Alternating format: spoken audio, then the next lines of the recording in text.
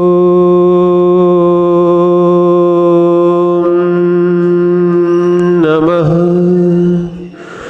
सिद्धेभ्यः।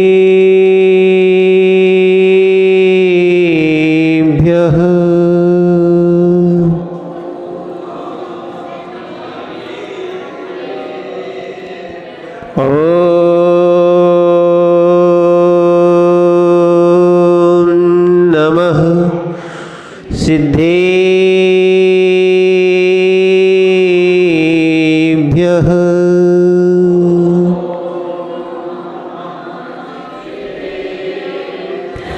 ॐ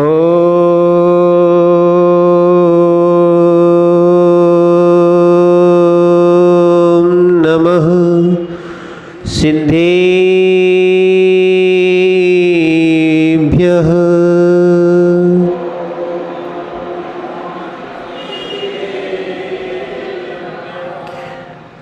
नमः श्रीवर्धमानाय निर्धोत्कलिलात्मने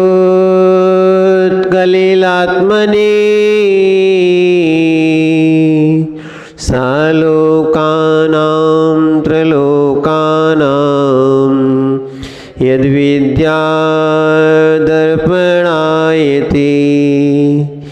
नमो अरिहन्ताणं नमो सिद्धाणं नमो आयर्याणं नमो वज्रायाणं नमो लोहे सौविसाहुणं। गुरुभक्त्या वयं सार्धौ द्विपदुतैवर्तिनः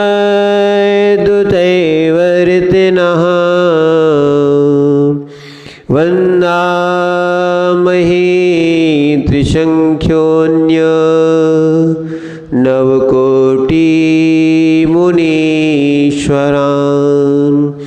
नवकोटिमुनीश्वरान् नवकोटिमुनीश्वरान्। जय बोलिए अनंतानंद सिद्ध परमेश्वरी भगवान की।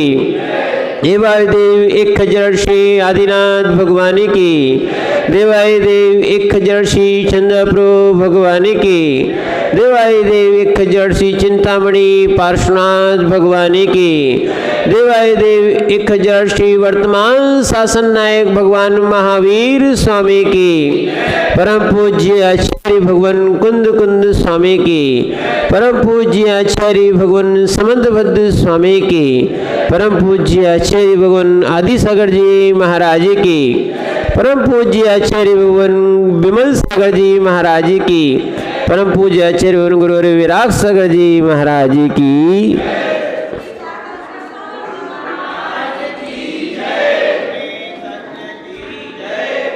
भूचेतनात्माओं, हम सभी भगवान पार्श्वनाथ के पादमूल में बैठे हैं और ये मान के चलना यहाँ पास में सोनागिर भी है कि भगवान चंद्रप्रभु का समोसरण जब वो सोनागिर पे लगा होगा तब आने में जाने में कहीं ना कहीं से उनका विहार भले आकाश मार्ग से हुआ हो, इस क्षेत्र से भी अवश्य हुआ होगा। और इसलिए अपन ये भावना भाते हैं प्रभु पास में ही सिद्ध भूमि है। क्या है? उसका पादमूल मिले और हम भी ऐसे उस सम्यक्त को प्राप्त करें, ऐसे ज्ञान को प्राप्त करें, ऐसे चारित्र्य को अपने अंदर प्रकट करें जिससे कि हमारी भी सिद्धि का मार्ग खुल सके। वास्तविकता में बिना सम्यक्त के कोई भी जीव मोक्ष मार्गी नहीं बन सकता, कितना भी ज्ञान और कितना भी त्याग क्यों ना हो। श्रद्धा निर्मल होना चाहिए। श्रद्धा निर्मलता है, वही जीव श्रेणी आरोहण कर सकता है, वही जीव आगे बढ़ सकता है। श्रद्धा नहीं है तो वो आगे नहीं बढ़ सकता है। इसलिए सम्यक दर्शन के 8 अंग बताए हैं। उस 8 अंगों में क्या है, वात्सल्य एक अंग बताया था, जो वात्सल्य के कारण ही जीव अन्य विशेष अंगों का पालन करता है, धर्म धर्मात्मा का सहयोग करता है, सयुत्थान प्रति सद्भावना, ये सद्भावना होती है। क्योंकि संसार में ध्यान रखना राग द्वेष बहुत है, और राग द्वेष से ही संसार बढ़ता है, और राग द्वेष की प्राप्ति संसार में ही होती है। जिनको मोक्ष की प्राप्ति करना है उनको राग द्वेष से परे होना पड़ेगा। क्योंकि जब आपको आचार्य समंतभद्र स्वामी जब अष्ट मूल गुणों आदियों का या फिर यहाँ चारित्र अधिकार में प्रवेश कराएंगे, तो वो आपसे कहेंगे रागद्वेष निवर्ते चरणम प्रतिपत्तते साधु। जब तक रागद्वेष की निवृत्ति नहीं हुई है, शल्य की निवृत्ति नहीं हुई है, तब तक आप व्रती नहीं बन पाओगे। क्या है, जब शल्य जाएगी तभी वात्सल्य आएगा। क्या है, अगर शल्य लगी हुई है, समझना इस बात को, बहुत सारे लोग धर्म ध्यान तो करते हैं पर शल्य के साथ करते हैं, बहुत सारे लोग चारित्र भी धारण करते हैं पर शल्य के साथ करते हैं। शल्य के साथ व्रती नहीं बना जा सकता है, और शल्य के साथ अगर कहा जाए, विशेष रूप से शल्य के साथ क्या है, अगर वात्सल्य भी नहीं आ सकता है। ध्यान रखना, हो सकता है आपके मन में प्रश्न आता हो कि शल्य तो भगवान बाहुबली यानी मुनराज बाहुबली को भी थी, उनको शल्य नहीं थी। क्या नहीं थी? हाँ, मनु भैया, उनको कोई शल्य नहीं थी। हमें लग रहा था कि शल्य है, पर उनको कोई शल्य नहीं थी। लग रहा था कि वो भाई से युद्ध करके आए हैं, कोई ना कोई मन में कुछ बात रही होगी। नहीं, उनको वैराग्य उत्पन्न हो गया कि संसार में राग द्वेष ही बढ़ता है, इसको छोड़ना है, और इसके शल्य के साथ आत्म साधना नहीं हो सकती। वास्तविकता तो यही है, विशुद्धि नहीं बढ़ती। जब विशुद्धि नहीं बढ़ती तो क्रिया करने के बाद भी आनंद नहीं आता। क्या है, विचार किया करो। एक पक्षी को देखा होगा, त्रियंचों को देखा होगा, थोड़ा सा जब भोजन करते हैं तब थोड़ा लड़ लेते हैं, बाकी देखना वो सुबह शाम आनंद में रहते हैं। रहते कि नहीं रहते? रहते कि नहीं रहते? क्या है, और सुबह शाम आनंद में रहते, एक दूसरे के साथ खेलते हैं, सब कुछ आनंद से दिखता है। ऐसे ही ध्यान रखना, जब त्रियंच अपनी पर्याय का आनंद लूट सकते हैं, तो मनुष्य इन संक्लिष्टताओं शल्यों के कारण अपने अंदर का आनंद नहीं लूट पा रहा है। साधक को शल्यों से परे हो जाता है, और साधक को शल्यों से परे रहना भी चाहिए। नहीं तो संसार में बहुत से काम आते होते रहेंगे, ध्यान रखना, पर अंदर का सम्यक चला गया, अंदर की विशुद्धि चली गई, अंदर का आनंद चला गया, तो आपकी हर क्रियाएं निरर्थक हो जाएंगी। कर रहे हैं पर ध्येय भूल गए। क्या है, कर रहे हैं पर ध्येय भूल गए। ध्यान रखना, इसलिए लक्ष्य जो होता है ना, क्या, साध्य का ध्यान हमेशा रहना चाहिए, साध्य नहीं भूलना चाहिए।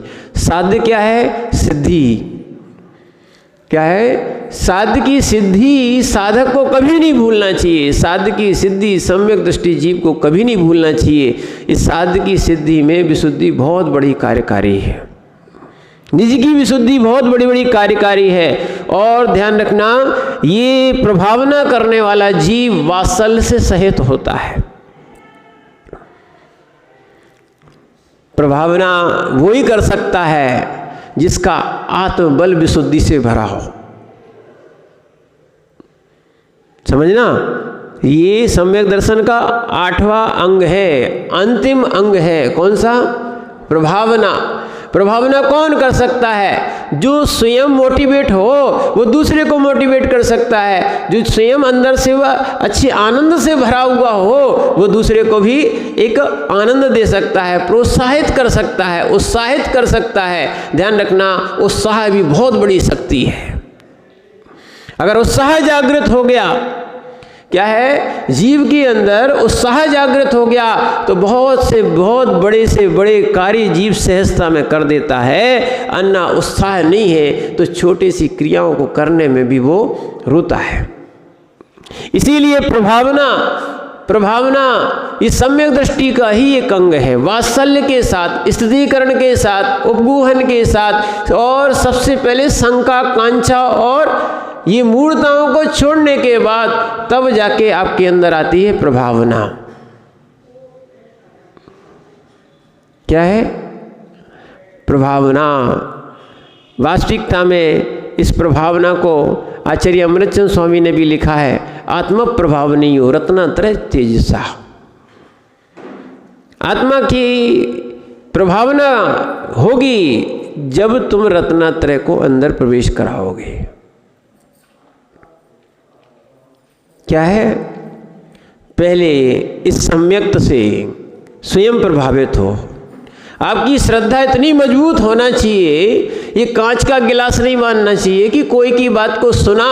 ध्यान रखना, किसी ने पूजा नहीं की, समझो अब बात को, डॉक्टर साहब अच्छे सुनो आप, किसी ने पूजा नहीं की, ठीक है, तो आपका दिमाग खराब क्यों होगा?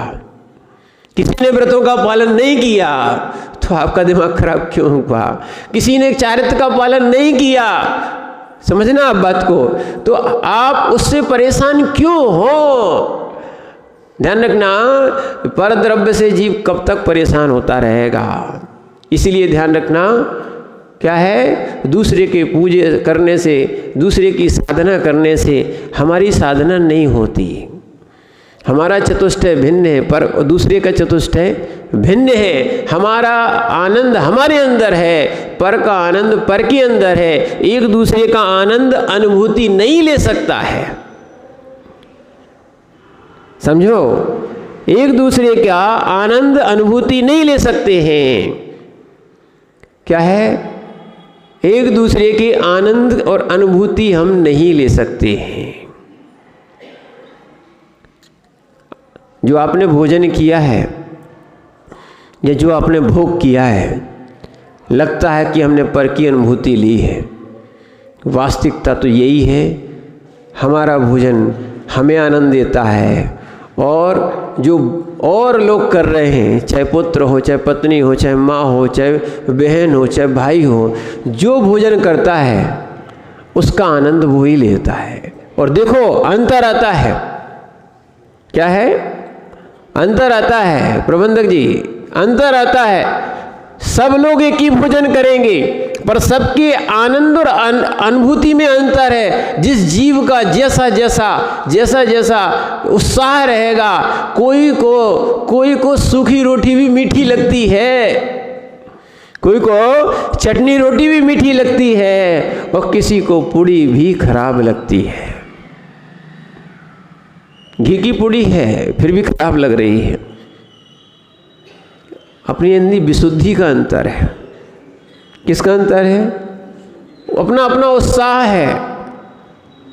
क्या है? अपना अपना उत्साह भरा हुआ है। जो जीव जैसा चाहे, ध्यान रखना इस बात को, जो जीव जैसा चाहे वैसे अपने भावों को मोड़ सकता है। हम कर्मों को भले नहीं मोड़ पाए क्योंकि उदय आ गया तो भोगना ही पड़ेगा, पर उदय में भावों को कैसे स्थिर रखा जा सकता है, ये वास्तविकता में एक साधक ही अपने भावों को साध सकता है। यानी श्रावक भी एक साधक बन सकता है और रत्नात्रयधारी साधक तो साधक होता ही है। क्या है? अपने परिणामों को साधना। और जब आप रत्नात्रय से प्रभावित हो जाओगे, रत्नात्रय प्रभावनीय हो। क्या है? रत्नात्रय से प्रभावित होना है। सबसे अंदर अपना क्या है? श्रद्धा निर्मल कर दो।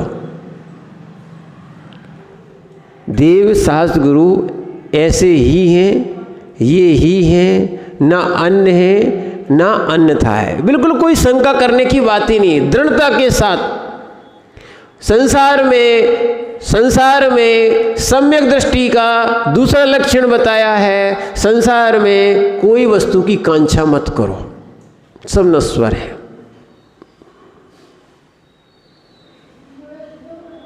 दुखी कौन है? कांक्षा वाला। क्या है? और वास्तविकता में जो प्रभावना कर रहा है वही प्रभावना कर सकता है जिसके अंदर जगत की कांक्षा नहीं होगी। वात्सल्य भी रखेगा, कांक्षा के साथ नहीं। कल अपन ने सुना था, वात्सल्य भी रखेगा, कोई अपेक्षा प्रयोजन से नहीं। सुना था पैत कईतवा, माने मायाचारी से रहित होकर वो अपनी क्रियाएं करेगा। ध्यान रखना, ऐसा नहीं है कि भैया तुम हमारा काम कर दोगे तो हमारी तुम्हारे से मित्रता, और यदि तुमने हमारा काम नहीं किया, यही हो रहा है आजकल। अगर किसी का किसी के अनुकूल काम नहीं हुआ, नहीं किया, तो उसका वात्सल्य और उसकी प्रीति खत्म। ये वात्सल्य नहीं है, ये व्यापार है, ये स्वार्थ है। क्या है? देखो ये क्या है? स्वार्थ है, स्वार्थ। और स्वार्थ की सिद्धि जो है, स्वार्थ की सिद्धि वात्सल्य नहीं कराती है। अपने अंदर वात्सल्य गुण लाओ। प्रभावना करना है तो वात्सल्य होना चाहिए, निसंकित होना चाहिए, कोई चीज़ की कांक्षा नहीं होना चाहिए। वर्तमान में उन्हीं लोगों से लोग मतलब रखते हैं, उन्हीं लोगों से चर्चाएं करते हैं जिनमें कुछ ना कुछ मिलता हो, बिना प्रयोजन के। वर्तमान के लोग, पहले तो वात्सल्य था कि अगर कोई भोजन करने बैठा होगा और सब लोगों को आसपास देख लेता, तब भैया कोई है तो नहीं, उनको भोजन के लिए बोल दें। और आज तो क्या है, अगर बगल में बैठे होंगे, टिफिन खा रहे हैं, तो पीछे से क्या है, आप पीट कर लोगे और खा पी के आप किसी से पूछने का भी प्रयास नहीं करोगे। वात्सल्य नहीं है, यही हो रहा है। धन बढ़ गया है, धन बढ़ गया है, ठीक है ना, धन बढ़ गया है, पर मन घट गया है। पहले के मंदिर और मकान भले कच्चे होते होंगे, पर मन पक्का था। आज वर्तमान में मकान भले पक्के हो गए हैं, पर मन कच्चा हो गया है, खट्टा हो गया है। क्या है? वे कच्चे मकान अच्छे थे जो हृदय को जोड़ के रखते थे, वात्सल्य रहता था। कोई भी त्योहार होता था, लगता था कि एक दूसरे लोग, भले ही कोई जैन हो या नहीं हो, ध्यान रखना, एक दूसरे के लोग सुख दुख में शामिल भी होते थे, एक व्यवहार था। ठीक है, यहाँ जो है ना, वात्सल्य के अभाव के कारण ही धर्मात्मा से नहीं मिल पा रहा। और जहाँ पर वात्सल्य का अभाव है, वहाँ पर सम्यक्त का भी अभाव है। क्या है? वात्सल्य होना चाहिए। और कुछ लोग वात्सल्य देने के बाद भी नष्ट करते हैं, क्योंकि वो वात्सल्य का दुरुपयोग करते हैं। क्या है? वात्सल्य जो है ना, वात्सल्य अंग में विष्णु कुमार महाराज प्रसिद्ध हुए हैं। ठीक है, वात्सल्य अंग में विष्णु कुमार महाराज प्रसिद्ध हुए। 700 मुनियों के पीछे उस जीव ने निर्गंथ दीक्षा छोड़ दी। क्या है? 700 मुनियों पर उपसर्ग चल रहा था। उनको मालूम पड़ गया था, छुल्लक जी ने आके बताया था कि हे स्वामी, आपको तो विक्रिया रिद्धि सिद्ध हो गई है, आप ये जो उपसर्ग चल रहा है, आप जाके उसको निवारण करें, क्योंकि वो उनका ही राज्य था। पूर्वावस्था में क्या है? पूर्वावस्था में उनका ही राज्य था वो। विचार करना, वो वहाँ पर 700 मुनिराजों का उपसर्ग चल रहा हो। उन्होंने अपने भाई से कहा जो पूर्वावस्था में थे उनसे कहा कि तुमने ये क्या किया? बोले हमने वचन दिया, हम पराधीन हैं, 7 दिन के लिए राज्य दे चुके हैं। हे भगवान, आप ही जो कर सकते हो सो कर सकते हो, बाकी हमने तो राज्य दे दिया। अब क्षत्रिय का वचन खाली नहीं जाता, क्या किया जाए? ये दुष्ट निकले, हमें मालूम नहीं था कि इनका अभिप्राय क्या है। ध्यान रखना, इसीलिए वचन और वात्सल्य सोच समझ के करना चाहिए। हो सकता है किसी ने अच्छी नीति से, अच्छे विचारों से किसी को क्या है मैंने आश्रय दिया हो, पर उनको क्या मालूम था ये चारों मंत्री जो है ना, ये द्वेष रखने वाले हैं, जिन शासन से द्वेष रखने वाले हैं, और विशेष रूप से अकंपनाचार्य आदि से और द्वेष रखने वाले हैं। और जैसे ही इनको देखा और देखने के बाद इन्होंने पहले ही पूर्व में निश्चित कर लिया कि अपना वचन ले लो, और इनको समाप्त करने का विचार कर दिया। ध्यान रखना, जिनके अंदर वात्सल्य नहीं होता उनका कल्याण भी नहीं हो सकता है, और जिनके अंदर वात्सल्य होता है वो ये नहीं सोचते हैं कि छोटे हो जाएंगे कि बड़े हो जाएंगे। विष्णु कुमार जी ने कितना प्रयास किया, आज अपन को भी प्रयास करना। अपन भी ध्यान रखना, अहिंसक हैं। कैसे हैं? अहिंसक हैं, पर विरोधी हिंसा का भी आपका त्याग नहीं है, संकल्प हिंसा का त्याग है।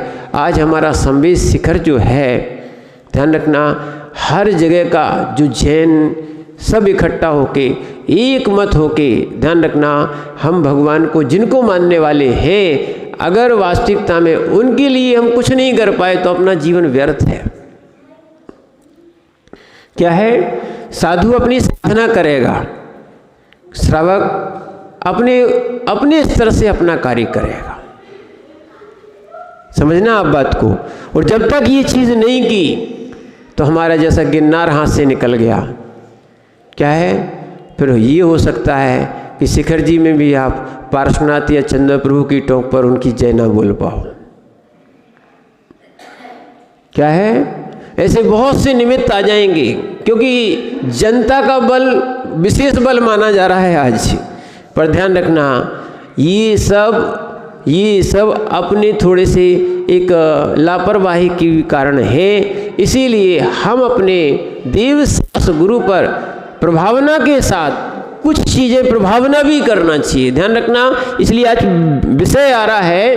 अगर माना कि आपने अपने कमरे के अंदर बैठ के, हॉल के अंदर बैठ के अपना कार्यक्रम कर लिया, उससे आप कोई प्रभावना नहीं हुई। जहाँ पर दूसरे लोग, सुनना, दूसरे लोग जिन शासन से प्रभावित हो जाएं, ऐसा कार्य करना चाहिए, वो वास्तविकता में प्रभावना है। आप प्रभावित हो, सबसे पहले होना ही चाहिए। दूसरी बात, आपकी क्रियाओं से, आपके आचरण से और आपको देखकर दूसरे लोग प्रभावित हों, इसका नाम सच्ची प्रभावना है। क्या है? जैसे निर्गंत साधुओं को कोई प्रचार नहीं करना पड़ता है, जहाँ से निकल जाते हैं उनकी प्रभावना हो जाती है। ऐसे ही ध्यान रखना, अपने आचरण से हमें प्रभावित करना है, अपने कार्य से हमें प्रभावित करना है, और सबसे बड़ी बात जो है, हमारी एकता से हमें प्रभावित करना है। इसीलिए आचार्य महाराज यहाँ पर कह रहे हैं कि दूसरे के अज्ञान को दूर करना, ये भी एक प्रभावना है। आज बहुत सारा मिथ्या ज्ञान हमारे अंदर बैठा है, हमें ही को नहीं मालूम, हम ही को बहुत सारे जैन सिद्धांत नहीं मालूम। हम ये सोचते हैं हमें तो भगवान ने बनाया है। किसने बनाया अपन को? भगवान ने बनाया क्या? हमें भगवान ने बनाया क्या? बच्चों को बुला लो, बच्चों को बुला लो, आ जाओ बेटा। समझो, जीवन भर खेलते रहोगे। जो चीज़ समझना है, अगर जीवन में समझ में आ गई तो आज के जो बच्चे हैं वो कल की समाज बनेंगे, बनना ही है, वो प्रभावना करेंगे। अगर विपरीत दिशा में बढ़ गए, विपरीत दिशा में बढ़ गए तो विपरीत सोच हो जाएगी।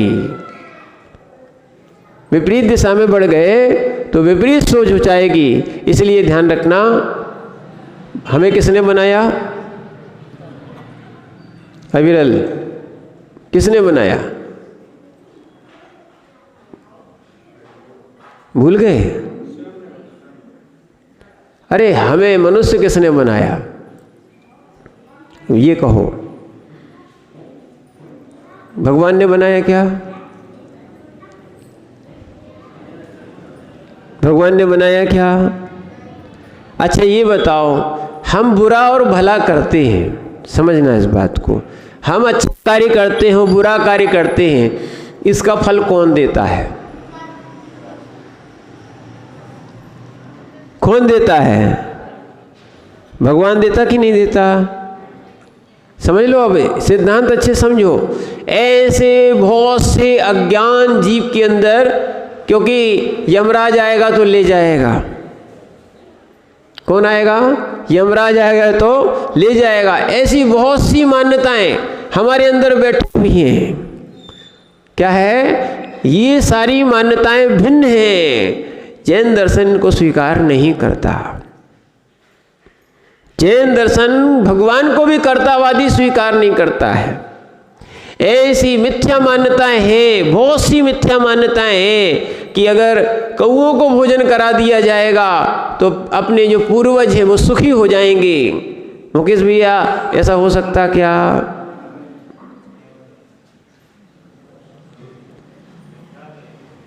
क्यों सजल भाई, गाय की पूंछ पकड़ लोगे तो वैकुंठ पहुंच जाओगे क्या?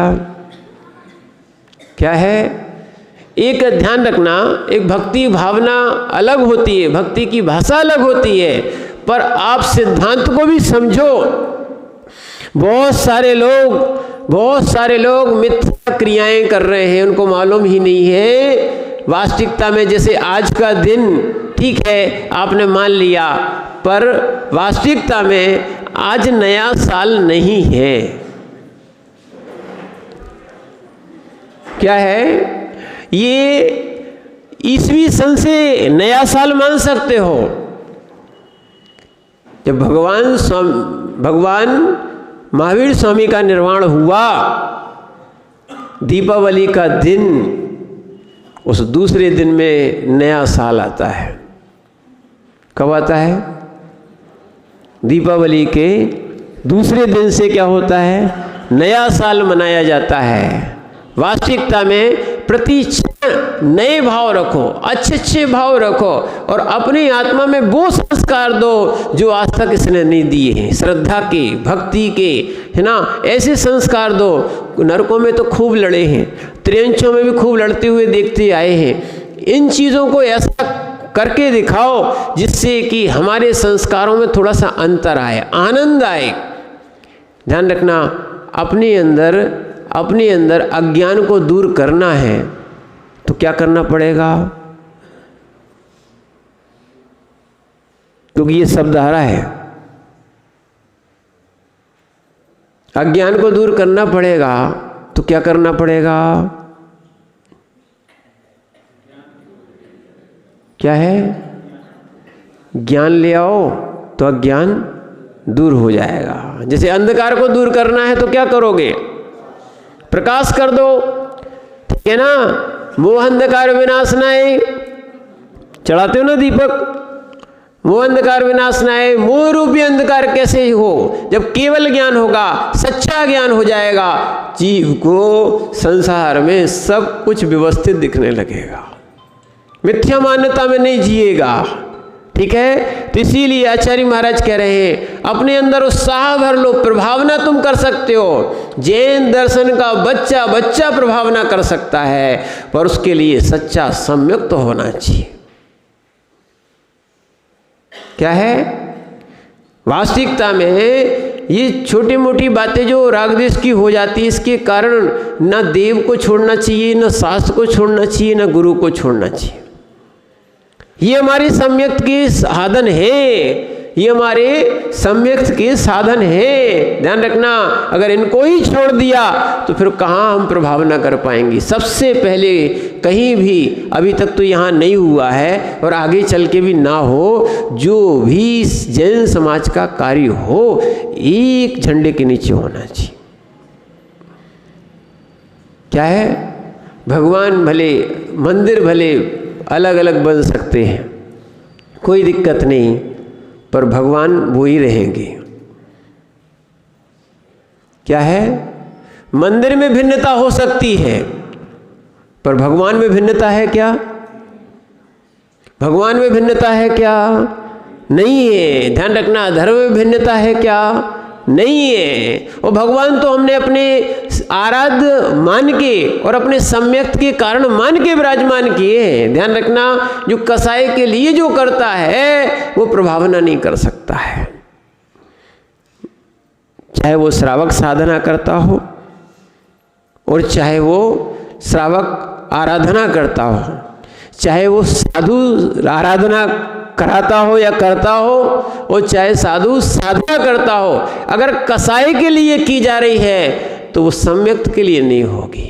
राग के लिए की जा रही है तो सम्यक्त के लिए नहीं होगी। वो होना चाहिए निरपेक्ष भाव से। क्या होना चाहिए? निरपेक्ष भाव से साधना होना चाहिए। निरपेक्ष भाव से हमें भगवान की आराधना करना है। आप आराधना का भाव करो। अरे कुंद स्वामी ने, देखो कुंद स्वामी ने यहाँ इस भरत क्षेत्र से नमस्कार किया था। वो चतुर्थ काल के नहीं थे, इसी पंचम काल के थे। यहाँ से जब उनका नमस्कार विदेश क्षेत्र के सिमंदर स्वामी को पहुँच सकता है, इतनी विशुद्धि अंदर होना चाहिए, तो अपना नहीं पहुँचेगा क्या?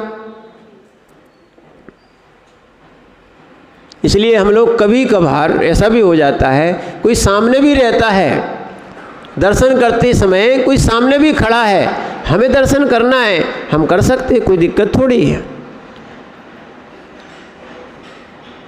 भगवान हमें देख रहे कि नहीं देख रहे ये देखना है, कि हम भगवान को देख रहे कि नहीं देख रहे ये देखना है।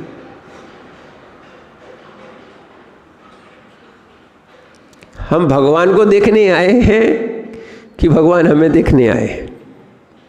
समझो, अपने अंदर अगर सम्यक तो है, श्रद्धा है, ठीक है। जब एक शिल्पी धातु में, पाषाण में प्रतिमा देख लेता है, तो क्या हम मंदिर में भगवान नहीं देख सकते? और वास्तविकता में आज तक भगवान के दर्शन किए कहाँ हैं? हम मूर्ति ही देख के चले आते हैं। भगवान की भगवत्ता, भगवान की साक्षात तुम्हें दिखने लग जाए तो उस दिन तुम्हारा दर्शन सफल हो जाएगा, तुम्हें आनंद आएगा। उस दिन पूजा में, दर्शन में बड़ा आनंद आएगा। और जो साधक, समझना, जो साधक इस स्वयं के शरीर में, क्या है, स्वयं के शरीर में रत्नात्रय के माध्यम से भगवान देख लेता, उसकी साधना सफल हो जाती है। क्या है? ये निर्गंत स्वरूप है।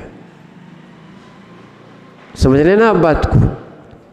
आप लोग भी चाहो तो योगी बन सकते हो। महाराज नहीं बन सकते हो क्या? राग समाप्त हो जाए, सम्यक जागृत हो जाए, संसार का विकल्प खत्म हो जाए, तो आप भी क्या बन सकते हो? निर्गंथ बन सकते हो। समझो, मात्र अपने आप को हीन भावना से नहीं देखना, अपने अंदर हीन नहीं देखना।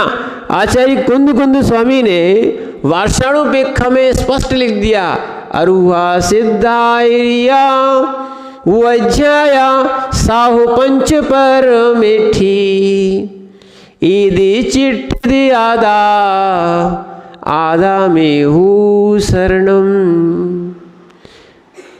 क्या है?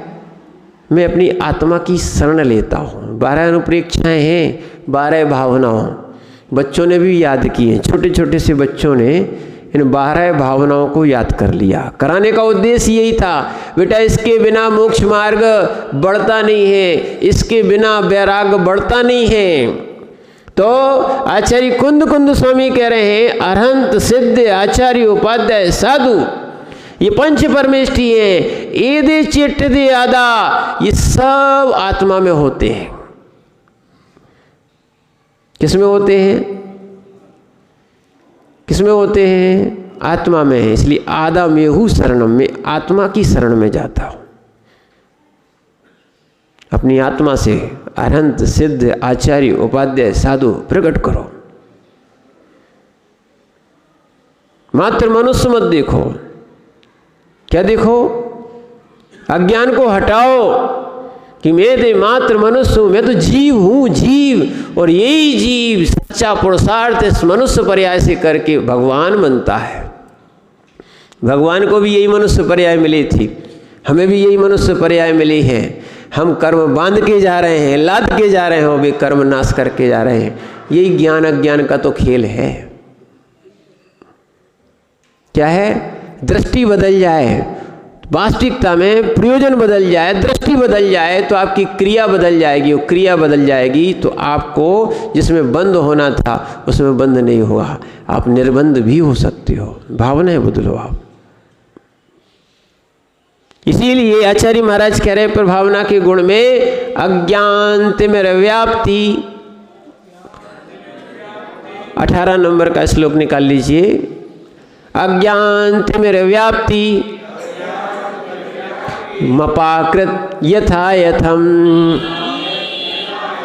मपाकृत यथा यथम जिनशासन महात्म्य, जिनशासन महात्म्य प्रकाशः स्यात् प्रभावना, प्रकाशः स्यात् प्रभावना। पढ़िए।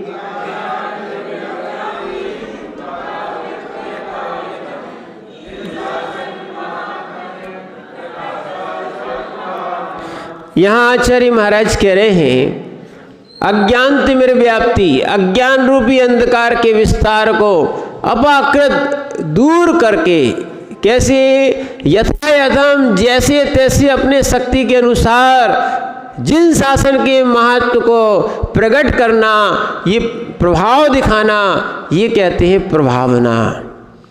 सबसे पहले तो अपने अंदर के अंधकार को दूर करें। क्या है? अपना अंदर जो मिथ्यात्व बैठा हुआ है इसको सम्यक्त करने का प्रयास करें। देखो, आप लोग भले ही कह देते हो भगवान हमें ये कर्म परेशान कर रहा है, या ये व्यक्ति परेशान कर रहा है, ऐसा है वैसा है, हम इनसे मुक्त हो जाएं। वास्तविकता तो क्या है? आप अपने अज्ञान को दूर करो। हमारा कर्म नहीं होता तो कोई परेशान करने नहीं आता। क्या है? सामने वाला तो निमित्त है। सामने वाला क्या है? निमित्त है। कर्म स्वयं का ही है। अगर स्वयं का कर्म नहीं होता, समझना, तो कोई परेशान भी नहीं कर सकता था। जैसे अंजना का उदाहरण लें। क्या है? पवनंजय ने 22 वर्ष तक अंजना का मुख भी नहीं देखना चाहा। सामने भी आ जाती थी तो मुख मोड़ लेते थे। क्या कारण था? जो द्वेष दिख रहा था वो किस कारण था?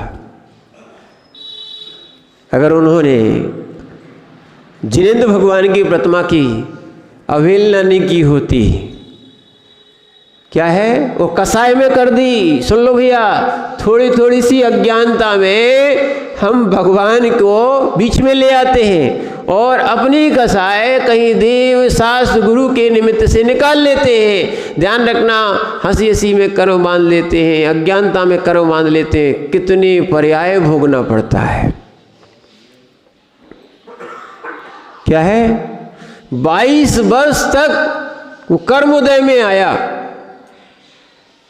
खूब लोगों ने समझाया, नहीं आया समझ में। जब कर्म का उदय आता है तो खूब लोग समझाते हैं, नहीं आता समझ में। देखना, वो चकवा चकवी को देखकर समझ में आ गई, बिना समझाए समझ में आ गई। क्या? पवनंजय को बिना समझाए समझ में आ गई। एक चकवा बिना चकवी की एक रात नहीं निकाल सक रहा है, और 22 वर्ष तक कैसे अंजना रही होगी। अब युद्ध भूमि में जा रहे थे तो लौट के आ गए। अब जी क्या हो गया? कौन सा चमत्कार हो गया? बोले महाराज चमत्कार हो गया। ये चमत्कार का तो अज्ञान है, वास्तविकता तो यही है। क्या है? लोग चमत्कार रूपी अज्ञान में पड़े हुए हैं। क्या है? अपने कर्म ठीक नहीं कर रहे हैं। अगर वास्तविकता में भविष्य बनाना हो तो वर्तमान को सुधार लो। जो किया है वो तो भोग ही रहे हैं, अब क्यों बुरा कर रहे हो जो आगे और भोगना पड़ेगा। अज्ञानी जीव हैं जो जान जान के पाप कर रहे हैं, जान जान के अपना भविष्य बिगाड़ रहे हैं। यहां तक जो भावना बिगाड़ता है उसका भाव बिगड़ता है। इसलिए भावना नहीं बिगाड़ो, क्योंकि भाव बिगड़ जाएगा। तो भाव सुधारना चाहते हो ना, अगला भाव अच्छा हो तो अभी से भावना अच्छी कर दो। क्या है? हे उपाधि उपेक्षा, जो वस्तु छोड़ने योग्य हो उसको छोड़ दो। उपाधि जो हमारे सम्यक्त्व में, आगे भविष्य में मोक्ष मार्ग में काम आएगी उसको ग्रहण करो, उपाधि। और जो व्यक्ति हमसे विपरीत हो न उनसे राग करो न उनसे द्वेष करो, उनकी कर दो उपेक्षा। अब जो व्यक्ति कैसे समझ सकता है उसको आप वैसे समझा सकते हो। समझ गया तो अच्छी बात, नहीं समझा हमारा तो पुरुषार्थ था, उसके कारण हम क्यों परेशान रहे हैं। समझना, हमारा भी यही उद्देश्य है। देखो हम प्रवचन दे देते हैं, तुम्हारे पीछे नहीं पड़ते। क्या हो गया?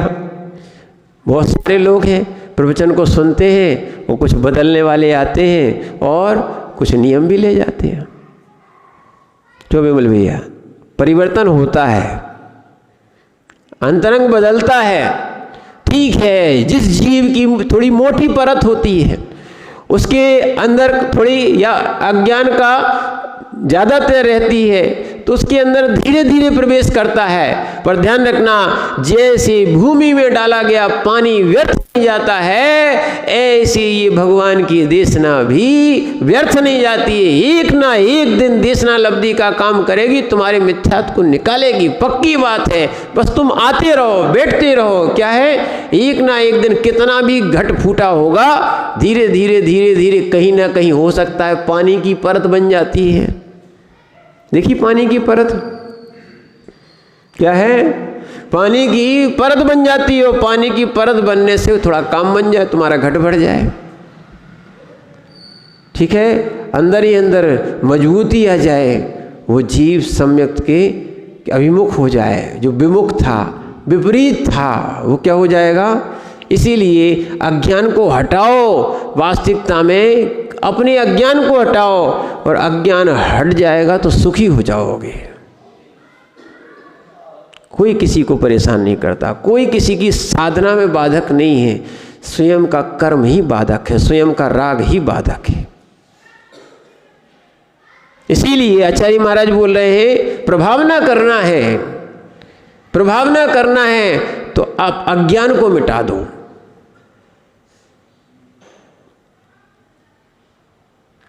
विचार करना, मैना सुंदरी जैसे जीव, किसको? मैना सुंदरी जैसे जीव। और सोचो, उनके पिता ने कुड़ी से शादी की थी, क्यों नहीं रोई कि मेरे पिता ने कुड़ी से शादी कर दी? आज के लोग बहुत रो लेते हैं, मेरे पिता ने यहाँ पटक दिया, वहाँ पटक दिया, ऐसा कर दिया, वैसा कर दिया। ये सब अज्ञान है। जिस जीव का जैसा नियोग है, जैसा संयोग है, ये बात मान के चलना, अपना भी पुरुषार्थ काम आता है, पर इस कारण से ऐसा घटित हुआ है। इसलिए अज्ञान रूपी तिमिर अपने अंदर का हटाओ। सबसे पहले तो क्या हटाओ? कर्म नहीं होता, कर्म का योग नहीं होता तो सगा भाई विभीषण की तरह चला नहीं जाता।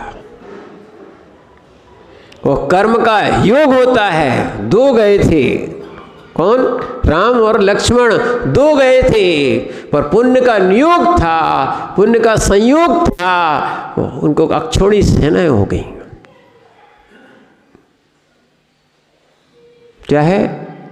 इसीलिए जो है हमने अपने अंदर के आत्मबल को बढ़ाना चाहिए और अज्ञान रूपी तिमिर को हटाना चाहिए और प्रभावना भी करना चाहिए। आचार्य महाराज जो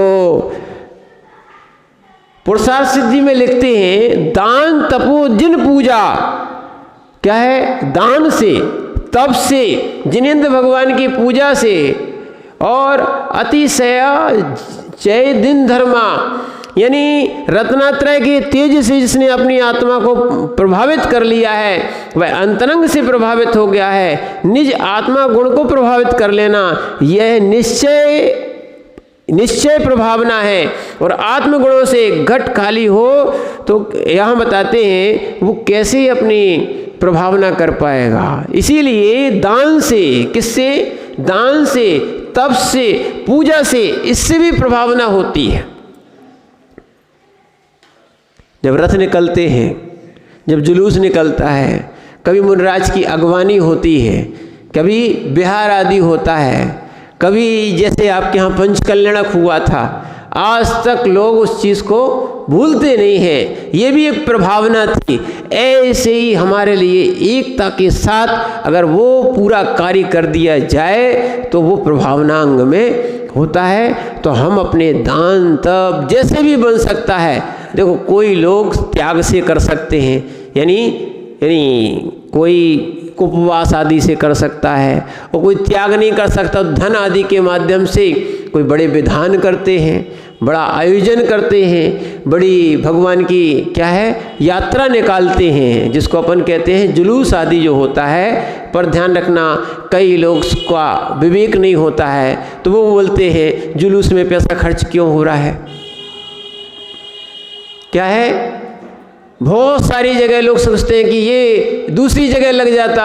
अब जब ये नहीं दिखता आपके लिए कि जब बड़ी बड़ी शादियां होती हैं, पटाखों के लिए जब आप लाखों रुपया खर्च कर ले, मात्र पटाखे के लिए कितने लाखों रुपया खर्च कर लेते हो शादियों में या ऐसे ही मनोरंजन के लिए, और फिर देखना कभी जब शादियां होती हैं तो शादियों में एक दिन में कितना खर्च हो जाता है। अब तो करोड़ों होने लगा। 50 लाख तो सामान्य हो गया, 25-50 लाख सामान्य हो गया, और करोड़ों रुपया लोग खर्च कर दिए मात्र एक दिन।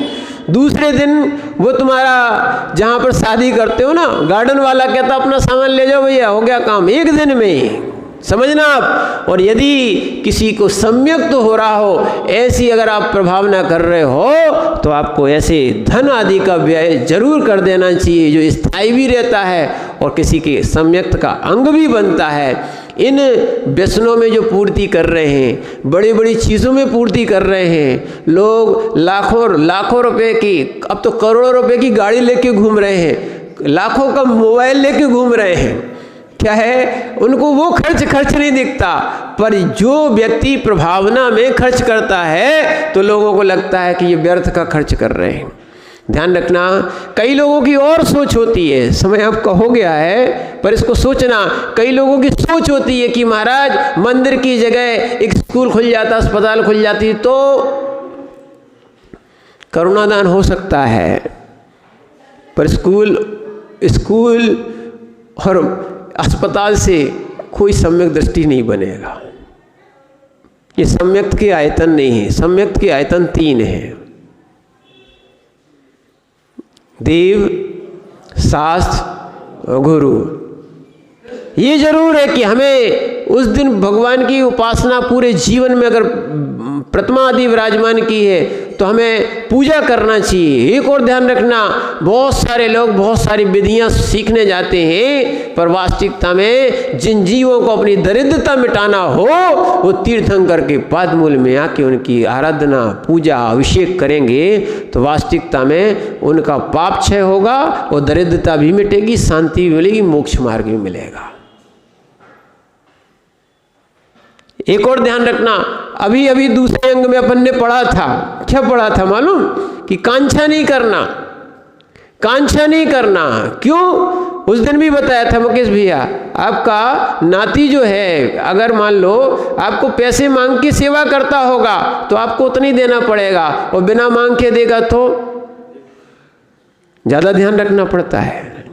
बिना मांगे लाभ ज़्यादा होता है। ऐसे ही यहाँ पर अगर भगवान की निकांक्षित भाव से भक्ति करोगे, दो काम होंगे। क्या है? एक तो जो आपने सोचा हो उससे कई जाना अधिक मिलेगा, और दूसरा कर्मों की निर्जरा भी होगी। और यदि निदान सहित आपने कुछ किया है तो आपको वो चीज़ मिल जाएगी, पर कर्मों की निर्जरा नहीं हो पाएगी।